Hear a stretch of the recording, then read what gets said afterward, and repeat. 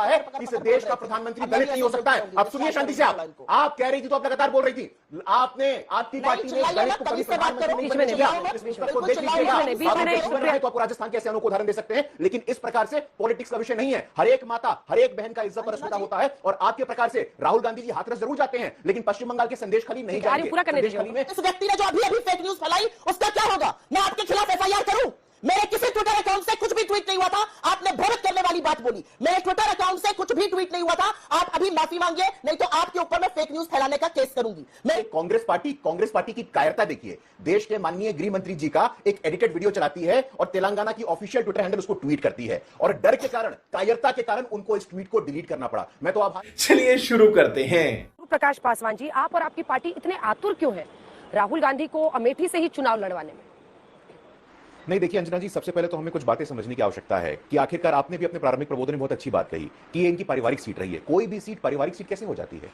देश के 140 करोड़ लोगों का अधिकार है सारी की सारी 543 सीटों पर लड़ने का, लेकिन कोई सीट को, बहुत सारे अंग्रेजी कमेंटेटर कहते थे पॉकेट बरो है, यहां एक ही परिवार का व्यक्ति जीतता है। महाराष्ट्र में एक पॉकेट बरो है, बारामती, वहां पानी पिला रखा सभी लोगों को। लेकिन ये पॉकेट बरो का जो कॉन्सेप्ट है कि ये परिवार की सीट है, इस मानसिकता से बाहर आने की आवश्यकता है। और 2014 हो, 2019 हो, अंजना जी, 2019 में हमने करके दिखाया है। अमेठी में कोई भी बुनियादी विकास राहुल गांधी जी हो, इतने लंबे समय तक कांग्रेस के फर्स्ट फैमिली के लोग वहां पे सांसद बनते रहे, प्रतिनिधि बनते रहे, लेकिन एक भी प्राथमिक विद्यालय नहीं। आपने क्या किया? कल कारखाना लगाया नहीं, रोजगार का साधन दिलाया नहीं। लखनऊ से अमेठी हम कहते हैं कि मात्र 2 घंटे दूर नहीं है, 200 वर्ष दूर है। 200 वर्ष दूर करके रखा है आपने अमेठी को, और उसका कारण एकमात्र यह है कि कांग्रेस पार्टी के फर्स्ट फैमिली के परिवार निरंतर वहां से सांसद चुन के आते गए। और 2019 के बाद प्रचंड बहुमत से, बिल्कुल सही कहा आपने, एक सामान्य परिवार में जन्म ली हुई महिला स्मृति ईरानी जी ने कांग्रेस के फर्स्ट फैमिली के युवराज को, कांग्रेस के शहजादे को करारी शिकस्त दी। तो इससे यह उदाहरण प्रस्तुत होता है, लोकतंत्र में हमारी आस्था, लोकतंत्र में हमारी निष्ठा स्थापित होती है कि सारी की सारी 543 सीटें, वहां से 140 करोड़ लोग चुनाव लड़ सकते हैं। कोई एक व्यक्ति का, कोई एक सीट, कोई एक परिवार का एक सीट निर्धारित नहीं हो सकता लोकतंत्र में। ठीक है, वैसे ये भी एक विरोधाभासी है। देखिए कि आज मैं हाजीपुर में मौजूद हूं और यहाँ पर एक ही परिवार का, जो पॉकेट बरो आप कह रहे थे, वो यहाँ पर भी वही मामला है, वो आपके एनडीए में साथी हैं। बारामती, जहां सुनेत्रा पवार लड़ रही हैं, अजीत पवार की पत्नी। ये सब देखिए, कहने को कई चीजें होती है, अटैक करना होता है ऑपोजिशन पर, लेकिन सब अपने गिरबान में देखेंगे तो समझ में आता है। अब देखिए अमेठी पर आते हैं। संजय गांधी से लेकर यहाँ का एक पूरा इतिहास रहा, सुप्रिया जी, इंदिरा जी के बेटे संजय गांधी, उसके बाद से राजीव गांधी का लड़ना, सोनिया जी का लड़ना, राहुल का लड़ना। और राहुल गांधी तो 2004 में 2 दिन पहले उन्होंने पर्चा भरा था। अब मैं चाहती हूँ कि इससे पहले कि कुछ भी हम लोगों को कहे, 2009 में उन्होंने आखिरी दिन पर्चा भरा था। क्या इस बार हम माने 7 दिन पहले उन्होंने 2014 में भरा था? क्या हम माने कि इस बार भी ऐसा कोई सरप्राइज हो सकता है? लेकिन ये हेजिटेशन क्यों है उनके कैंडिडेचर को अनाउंस करने? ऐसी तमाम सीट है जहां पर भारतीय जनता पार्टी ने अभी तक अपना कैंडिडेट नहीं घोषित किया है। उसमें से कैसरगंज ब्रजभूषण शरण सिंह वाली सीट। हेजिटेशन क्यों है? हेजिटेशन की बात नहीं है। राहुल गांधी जी वायनाड से सांसद हैं, वो दोबारा से वायनाड के उम्मीदवार बने, वहां पर वोटिंग खत्म हो गई है। पार्टी का आला कमान, हमारे अध्यक्ष को ये ऑथराइज किया गया है, जो सीईसी है और जो स्क्रीनिंग कमेटी यूपी की है वो डिसाइड करेंगे। जो अध्यक्ष डिसाइड करेंगे उसका पालन हम सब करेंगे। अगर राहुल जी को अध्यक्ष डिसाइड करते हैं लड़ाना तो वो उसका पालन करेंगे, अन्यथा कोई और लड़ेगा। यहां पर एक बात बड़ी पते की कही गई कि कोई पॉकेट बरोज नहीं होते हैं, कोई भी कहीं से भी चुनाव लड़ सकता है। मैं इसकी शुक्रगुजार हूं कि यह बात कही गई। राहुल गांधी के अंदर यह दमखम है कि वो विंध्याचल के ऊपर भी 3 बार 4 बार सांसद बन सकते हैं और विंध्याचल के नीचे भी जाकर इलेक्ट होकर आ सकते हैं। मैं दावे के साथ और सीना ठोक के पूछती हूं, नरेंद्र मोदी जी के अंदर यह संशय क्यों है? क्या कर्नाटका, केरल, तमिलनाडु, तेलंगाना, आंध्र प्रदेश, उड़ीसा की एक भी सीट से, महाराष्ट्र से मोदी जी चुनाव लड़ सकते हैं? क्या इतनी हिम्मत है मोदी जी की? एक ये सवाल मैं पूछना चाहती हूं। और सवाल एक जरूर पूछना चाहती हूं, इधर उधर रट कर आ जाने से ना अमेठी के विकास की पिक्चर बदल जाएगी, ना स्मृति ईरानी का ट्रैक रिकॉर्ड बदल जाएगा। कल इन्हीं के सांसद, दलित सांसद जो अमेठी से विधायक है, उन्होंने कहा हिस्ट्री शीटर्स के साथ अंदर गई हैं, हमें अंदर नहीं ले गई। ये बात इन्हीं के विधायक कह रहे हैं, ये हमारे मुंह से तो आई नहीं है। छोड़िए इन बातों को, आपकी जानकारी के लिए मैं बिल्कुल बता दूं, आपके यहां से लिखित आया था कि अमित शाह के फेक न्यूज वाले बयान पर शो है। मैंने कर्नाटका में इसीलिए स्वीकृति दी शो करने की, क्योंकि कुछ बखिया उधेड़ दी बीजेपी की जरूरी है। मैं एक चीज आज जरूर डिस्कस करना चाहती हूं और हम इस पर बिल्कुल शो करेंगे। आप इस पर कर रही है, मैं इस पर बिल्कुल शो करने को तैयार हूं। यह प्रज्वल रेवन्ना है। मैं इस समय कर्नाटका के हुबली में हूं। यह हासन से जेडीएस का सांसद है और इस बार ये नरेंद्र मोदी की बीजेपी का और जेडीएस के संयुक्त उम्मीदवार हैं। 14 अप्रैल की यह तस्वीर है जहां पर प्रधानमंत्री मोदी इसका प्रचार प्रसार कर रहे हैं, इसकी स्पीड थपथपा रहे हैं, इसके नाम पर वोट मांग रहे हैं। और अंतिम बात कहकर अपनी बात जरूर खत्म करती हूं। यह व्यक्ति देश छोड़कर भाग जाता है जब एसआईटी का गठन होता है। अमित शाह जी अभी हफ्ते 10 दिन पहले बता रहे थे कि प्रियंका जी विदेश गई है। 2 दिन के लिए वो बिल्कुल अपनी बेटी से मिलने गई थी, उसका कॉलेज में फंक्शन था, बिल्कुल गई थी। उनको प्रियंका जी के आवागमन का सब पता है। ये राक्षस और दरिंदा देश छोड़कर चला जाता है, प्रधानमंत्री सब जानते पूछते हुए इसको अपना साझा उम्मीदवार बनाते हैं और अमित शाह चुप रहते हैं। यह है असलियत भारतीय जनता पार्टी की। यह असलियत है, इस पर अगर हिम्मत है तो भारतीय जनता पार्टी दो वचन शब्द बोल के दिखाए।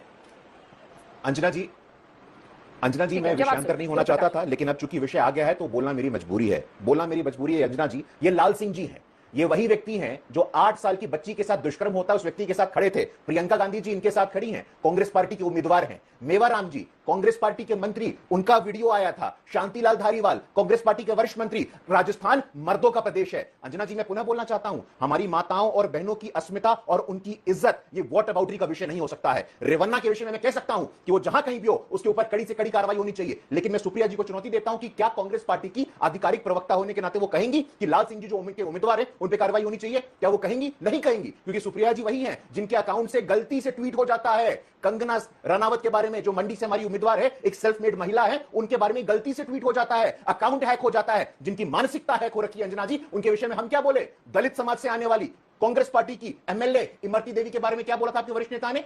आइटम गर्ल बोला था, टेंचमाल बोला था। अंजना जी हम पुनः बोलना चाहते हैं, आप इस वक्त बिहार में हैं, आप माता जानकी की भूमि में हैं, और माता जानकी की भूमि में माता बहनों की अस्मिता को वोट अबाउटरी का विषय बनाना बंद करिए। हम चाहे तो आपको राजस्थान के ऐसे अनोखा उदाहरण दे सकते हैं, लेकिन इस प्रकार से पॉलिटिक्स का विषय नहीं है। हर एक माता, हर एक बहन का इज्जत और अस्मिता होता है, और आपके प्रकार से राहुल गांधी जी हाथरस जरूर जाते हैं, लेकिन पश्चिम बंगाल के संदेश खली नहीं जाएंगे। संदेश खली में जहां पे दलित आदिवासी महिलाओं का संस्थागत रेप हो रहा है, टॉर्चर हो रहा है, उस पर आप कुछ नहीं बोलिएगा। वोट अबाउटरी का विषय नहीं है अंजना जी। अंजना जी अब मैं बोल लूं? संदेश खाली पे वो आपसे पूछ रहे हैं सुप्रिया जी कि यहाँ पर तो बोल रहे हैं, वहां पर संदेश खाली पर क्यों चुप रह गए? तब ऐसी फोटो निकालकर सुप्रिया जी ने क्यों नहीं दिखाई? मैं उस पर जरूर बोलूंगी, और मैं सारे मूर्धन पत्रकारों से भी पूछूंगी। 48 घंटे हो गए इस पर प्रेस कॉन्फ्रेंस करते हुए, इस पर शो नहीं हुआ, इस पर बहस नहीं हुई। इस दरिंदे, इस राक्षस को संरक्षण देने पे, उम्मीदवार बनाने पे, मंच साझा करने पर, प्रोत्साहन देने पे कोई ट्वीट, कोई बहस नहीं आई। लेकिन यहां पर एक बात कही गई, बीच में मत बोलिए नहीं तो मैं आपको अगली बार बोलने नहीं दूंगी। आपने अपने टर्न में बोला, आप मुझे बोलने दीजिए। शांत रहिए, बात सुनिए, बात सुननी भी जरूरी है, थोड़ा सुनना सीखिए। अमित शाह की बात अगर सही है तो बिल्कुल कार्रवाई होनी चाहिए, लेकिन मैं पूछना चाहती हूं, इस व्यक्ति ने जो अभी अभी फेक न्यूज फैलाई उसका क्या होगा? मैं आपके खिलाफ एफआईआर करूं? मेरे किसी ट्विटर अकाउंट से कुछ भी ट्वीट नहीं हुआ था, आपने भ्रमित करने वाली बात बोली। मेरे ट्विटर अकाउंट से कुछ भी ट्वीट नहीं हुआ था, आप अभी माफी मांगिए, नहीं तो आपके ऊपर मैं फेक न्यूज फैलाने का केस करूंगी। मेरे इंस्टाग्राम से जरूर हुआ था, मैंने उसका क्लैरिफिकेशन दिया, पुलिस को बताया, पुलिस ने केस आगे नहीं बढ़ाया। यह असलियत है। आपने किस हैसियत से और किस हिम्मत से झूठ बोला मेरे ट्विटर अकाउंट के बारे में, जिसका एक्सेस सिर्फ और सिर्फ मेरे पास है? आपने फेक न्यूज फैलाई। असलियत यह है कि इस देश का प्रधानमंत्री पिछले 12-15 दिन से लगातार फेक न्यूज फैला रहे हैं। वो हमारे मैनिफेस्टो के बारे में फेक न्यूज फैला रहे हैं, वो औरतों के बारे में फेक न्यूज फैला रहे हैं, वो हमारी सारी नीतियों के बारे में फेक न्यूज फैला रहे हैं। अमित शाह तो कहते थे उनका ऐसा नेटवर्क है कि 1 घंटे में न्यूज फैला देते हैं। अमित शाह की पार्टी के जो आईटी सेल के अध्यक्ष है, जो एक्चुअली सबसे बड़ी दुनिया का प्रोपेगेंडा और फेक न्यूज फैक्ट्री चलाते हैं, उनको ट्विटर ने, उनको फेसबुक ने तमामों बार मैनिपुलेटेड मीडिया चलाने के लिए पकड़ा है। इंडिया में जब मैनिपुलेटेड मीडिया आया, पहला उन्होंने चलाया। असलियत यह है कि आपका आर्म है लल्लन टॉप, और लल्लन टॉप ने प्रधानमंत्री के गलत बयान का फैक्ट चेक किया कि मनमोहन सिंह जी ने कभी नहीं कहा था कि माइनॉरिटीज का हक है। असलियत यह है कि हफ्ते भर पहले सारे भाजपा के नेताओं ने राहुल गांधी जी का कटा-छटा बयान चलाया, जिसमें वो दलित, आदिवासी, ओबीसी और ईडब्ल्यूएस की बात करते हैं, उसको उड़ा दिया गया। असलियत यह है कि आपकी फेक न्यूज फैक्ट्री और प्रोपेगेंडा सेल ने लाखों करोड़ों रुपए खर्चा किए उनकी रेपुटेशन को खत्म करने के लिए, लेकिन जवाब इसका दे दीजिए। गुरु प्रकाश जी, एक छोटा सा जवाब दीजिए। मंत्री, आपके सांसद झूठ बोलते हुए पाए जाते हैं। अंजना जी, प्रधानमंत्री झूठ बोल रहे हैं। गुरु प्रकाश जी, फिर मलूक की बात की गई, एक एडिटेड गुरुप्रकाश अंजना जी एक एडिटेड वीडियो की बात की गई है। देखिए कांग्रेस पार्टी की कायरता देखिए। देश के माननीय गृह मंत्री जी का एक एडिटेड वीडियो चलाती है और तेलंगाना की ऑफिशियल ट्विटर हैंडल उसको ट्वीट करती है, और डर के कारण, कायरता के कारण उनको इस ट्वीट को डिलीट करना पड़ा। मैं तो आभारी हूं सुप्रिया जी का कि उन्होंने इस ट्वीट का जिक्र किया, इस वीडियो का जिक्र किया। मैं तो बोलना चाहता हूं कि SC ST OBC Congress party के असलियत से परिचित हैं। राहुल गांधी जी के परदादा जवाहरलाल नेहरू कहते थे कि मैं आरक्षण का घोषित रूप से विरोधी हूं। 1961 की चिट्ठी पढ़ लीजिएगा जो उन्होंने प्रदेश के मुख्यमंत्री को लिखा था। राहुल गांधी जी के पिताजी राजीव गांधी कहते थे कि जातिगत जनगणना होगी, मंडल कमीशन आएगा तो कास्ट वॉर हो जाएगा। आपने तो अपने ओबीसी अध्यक्ष सीताराम केसरी जी तक को अपमानित किया। इस पुस्तक को पढ़ लीजिएगा। बाबू जगजीवन राम ने कहा है कि इस देश का प्रधानमंत्री दलित नहीं हो सकता है। अब सुनिए शांति से, आप कह रही थी तो आप लगातार बोल रही थी, आपने आपकी पार्टी ने दलित को कभी प्रधानमंत्री नहीं बनने दिया। इस पुस्तक को देख लीजिएगा, कहना पड़ा था। ठीक है, सब लोग अपनी अपनी बारी में अपनी बारी में आवाज नीचे कीजिए, पूरा करने दीजिए। अंजना जी, हाँ, गुरु प्रकाश जी बोलिए। ठीक है, गुरु प्रकाश देखिए अंजना जी, बीच में ना बोले कोई किसी के। गुरु प्रकाश जी व्याकुलता समझ, अंजना जी व्याकुलता समझ में आती है। जब सच सामने रखते हैं ना, जब सच बोलते हैं तो इनको डर लगता है, इनको घबराहट होती है। मैं तो बस इतिहास गिना रहा हूं उनको। 1961 में कांग्रेस पार्टी जिनकी विचारधारा से प्रभावित होती है, जवाहरलाल नेहरू जी, वो 1961 में चिट्ठी लिखते हैं मुख्यमंत्रियों को कि आरक्षण से सेकंड रेट सिटीजन आ रहे हैं। क्या आपके लिए दलित, ओबीसी और आदिवासी सेकंड रेट सिटीजन है? क्या हम लोग आपके लिए सेकंड रेट सिटीजन है? आपके पिताजी राजीव गांधी जी ने जातिगत आधार पर मिलने वाले आरक्षण का विरोध किया था। आपने सीताराम केसरी जी को अपमानित किया था। आपने बाबा साहब अम्बेडकर को अपमानित किया था। बाबू जगजीवन राम देश में प्रधानमंत्री नहीं बने, आपने यह सुनिश्चित किया था। इसीलिए मुझे लगता है कि लगातार कांग्रेस पार्टी की घोर सामंतवादी मानसिकता जो कांग्रेस पार्टी की है, दलित विरोधी मानसिकता, मैं चुनौती देता हूं सुप्रिया जी आपको। कांग्रेस पार्टी का कोई भी नेता है और एससी एसटी ओबीसी के विषय में बहस करे, और आप मुझे बताइए कि हमारे बीजेपी या आरएसके से किसी ऐसे नेता ने कहा हो कि आरक्षण समाप्त होना चाहिए? भ्रम फैलाना बंद करिए, भ्रामक वीडियो बनाना बंद करिए। आप लोग देश का एससी एसटी ओबीसी आपको पहचान चुका है। देश के इतिहास में पहली बार संविधान के सर्वोच्च स्थान पे आदिवासी की बेटी बैठी थी। आज के नेता अधीर रंजन तेलंगाना के कांग्रेस हैंडल से गृहमंत्री के फेक वीडियो को ट्वीट करने का आरोप, इस पर जवाब लेते हैं मिस्टर पासवान। एक सेकंड। सुप्रिया जी, तेलंगाना कांग्रेस के हैंडल से फल को लगा रहे हैं और फिर बाद में उसे डिलीट किया गया है। सुप्रिया जी, क्या वाकई फेक वीडियोस पर उनको प्रमोट कर रही है कांग्रेस पार्टी? गंभीर आरोप। अंजना जी, सूप तो सूप, बोले छलनी जिसमें 72 छेद।